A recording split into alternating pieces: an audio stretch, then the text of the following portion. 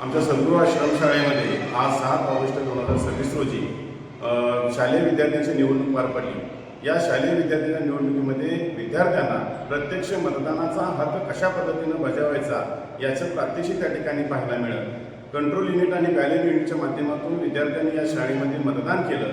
या शाळेमध्ये साधारणपणे 1000 विद्यार्थ्यांनी आपल्या मतदानाचा हक्क बजावलेला आहे। त्याचबरोबर सुरक्षा रक्षक म्हणून त्या ठिकाणी एनसीसीच्या विद्यार्थ्यांनी सहभाग घेतला, स्वयंसेवक विद्यार्थ्यांनी सहभाग घेतला, विद्यार्थी प्रतिनिधी पोलिंग एजंट म्हणून त्या ठिकाणी काम करत होते आणि अशा पद्धतीने शाळेमध्ये एक उत्साहात शालेय विद्यार्थ्यांची निवडणूक अगदी आनंदामध्ये पार आमच्या शाळेमध्ये निवडणुका पार पडल्या व त्या निवडणुकांमध्ये लहान मुलांनी व मोठ्या मुलांनी सहभाग घेतला व जे पोलीस अधिकारी असतात ते कसे काम करतात व त्यांची जाणीव झाली आम्हाला आणि अशा पद्धतीने आमच्या शाळेमध्ये छानशा अशा निवडणुका पार पडल्या। धन्यवाद। तर आम्ही आमच्या शाळेत आज शालेय मतदान प्रक्रिया राबवली।